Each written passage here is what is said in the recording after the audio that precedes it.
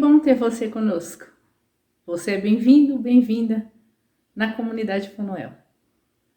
Hoje, com certeza, você está se identificando, o ícone da Sagrada Face, que representa a comunidade Fanuel, não apenas como um logo, mas como a nossa vocação. E nós vamos começar falando sobre a história, primeiro, dos ícones. Nós vamos aqui fazer uma longa explicação a respeito disso, porém, é importante que a gente saiba. Os ícones na história cristã, na verdade, são pinturas, são quadros de representações divinas. Então, o que acontece? Ele é uma forma até diferente, as pessoas acham, às vezes até estranho ou diferente a forma da pintura, a forma das imagens convencionais. Porém, na verdade, o ícone, ele é uma pintura toda cheia de espiritualidade. E ele é, na verdade, uma vocação, na verdade, uma colaboração para a evangelização por meio da imagem. Então, o que acontece? Tradicionalmente falando, os ícones, a história dos ícones, na verdade, o primeiro ícone é sobre Jesus Cristo. Então, quando a gente fala de ícones, eu falo de representação de Jesus Cristo, na verdade, a primeira pintura que surgiu assim foi sobre o rosto de Jesus. E existem 3 tipos básicos da representação na iconografia sobre Jesus Cristo, que representem ou tentem de alguma forma representar a figura humana dele. Então, o primeiro chama aqueroptos ou aqueropita, que significa para nós não feito por mãos humanas, não desenhado, não pintado por mãos humanas. Existe uma segunda forma de representação, que é o ícone do Emmanuel, e uma terceira representação, que é o Pantocrator, ou o Senhor Todo-Poderoso. Então, até se você faz uma longa pesquisa aí pela internet, você encontra hoje com facilidade esses ícones. Nós, da comunidade Fanuel, tivemos este primeiro contato por volta do ano de 1994. Então, fomos conhecendo sobre essa espiritualidade dos ícones bizantinos e participamos até mesmo de uma celebração no qual os ícones são bastante utilizados, porque na verdade são figuras espirituais. E nessas figuras espirituais, elas trazem muita identificação primeiro com o nosso Senhor, elas trazem uma espiritualidade centrada de uma forma especial no rosto, que é o centro espiritual, na verdade, do ícone.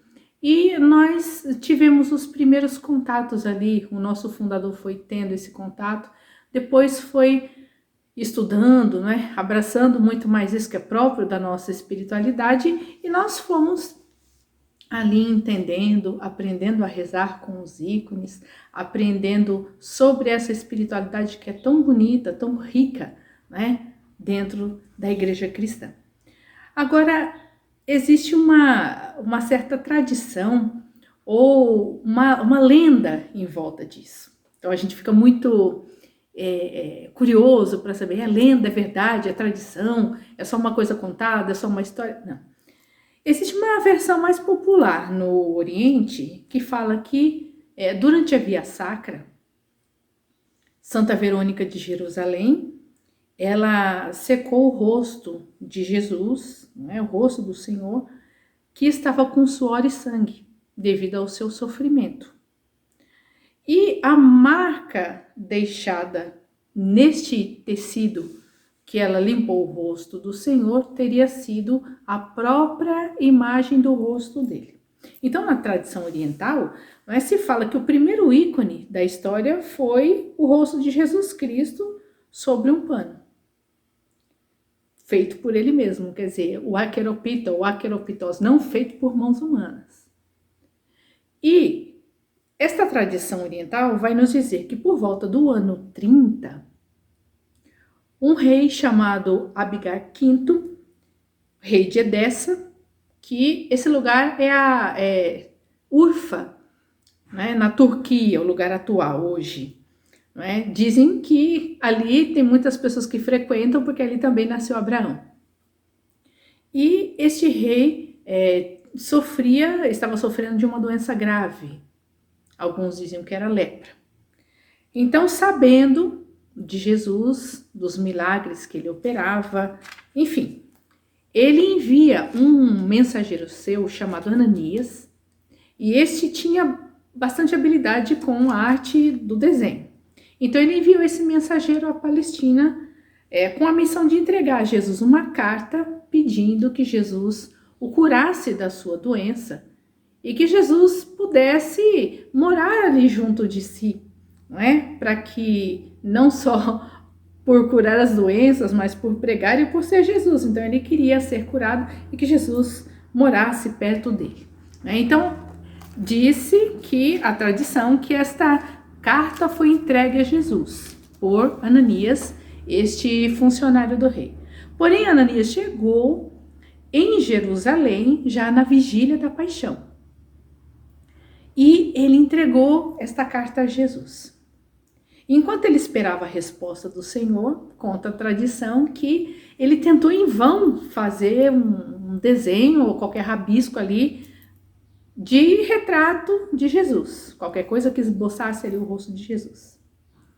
E se conta que Jesus, vendo o embaraço dele, porque não conseguia desenhá-lo, Jesus percebeu, o que ele fez? Ele pediu água para poder lavar o rosto, e nisso que ele lavou o rosto, pediu também uma toalha para secar. E nisto que secou, o rosto teria ficado impresso, a imagem do seu rosto teria ficado impresso na toalha.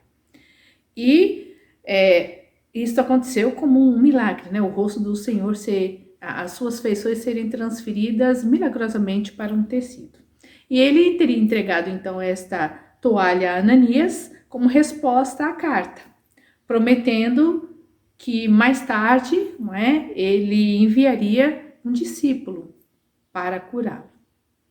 Disse também que Jesus enviou uma carta-resposta, dizendo que seria impossível ele sair da Palestina naquele momento, porque ele veio à Terra para aquele evento, que era a sua morte, né, e depois ressurreição. E esta carta ou esta fala teria sido dita a Ananias e este pano teria sido entregue ao rei. Então, deu origem ao primeiro rosto de Cristo impresso. Não é?